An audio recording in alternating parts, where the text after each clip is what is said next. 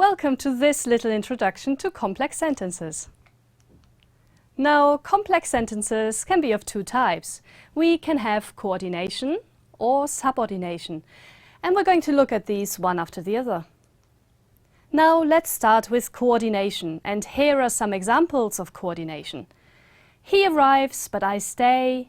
She sits and I stand. He talks to her, or I will do it later. Now, these are all examples of the coordination of clauses, and what that means we'll look at in a bit.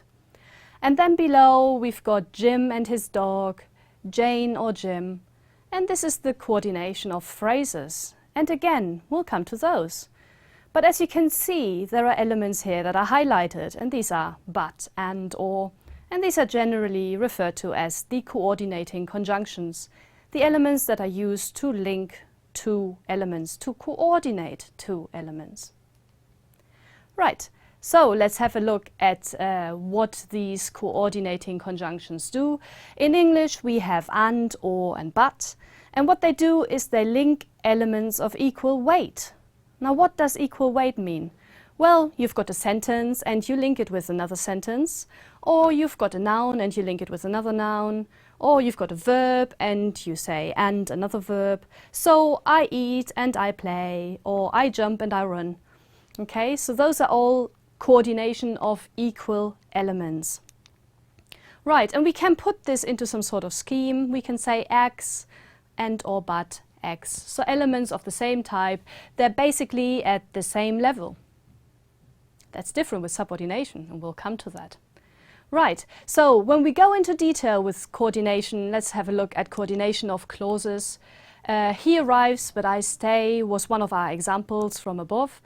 And in this case, we've got he arrives as a clause. And a clause consists of, in this case, a subject, he, and arrives the predicate.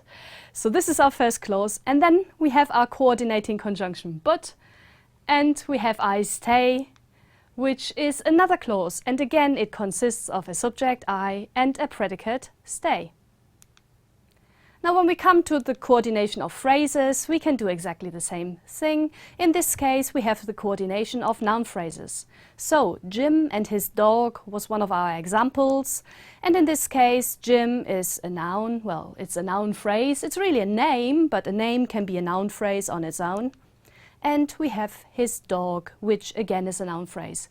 So again, it is the linking of two equal elements, of two elements of equal weight. Right, let's have a look at subordination now. And here are a number of subordination examples. He thought that I would leave. I ate because I was hungry. My cat meowed because she wanted me to stroke her. How do we analyze those? Well, in subordination, you link elements of different weight. So remember, coordination, we had elements of the same weight. In subordination, we're linking elements of different weight. One is higher than the other. And the way these elements are linked is usually done with subordinating conjunctions.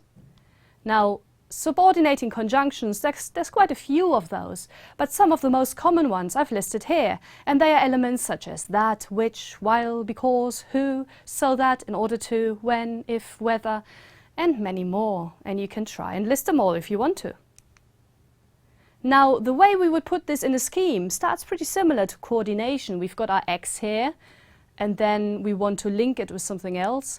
But the element we link it with is underneath. So we've got our X, and we've got because Y. They're of two different levels, of two different weights. So in subordination, we usually refer to the upper level clause as the main clause. And some people call it root clause or matrix clause. It really depends who you're talking to, but this all means the upper level clause. And then the lower level clause is usually called the subordinate clause or sometimes the embedded clause. So we've got our main clause and we've got our embedded clause. And when we have an example like he thought that I would leave, in this case we've got our main clause, he thought something. Okay, which consists of our subject, he, thought, our verb, and an object which isn't really there, something. Actually, the object is our subordinate clause, that I would leave. So this is the clause that is subordinated to our main clause. And again, it consists of a subject, I, and then our predicate would leave. And it is linked to the main clause by a subordinating conjunction, in this case, that.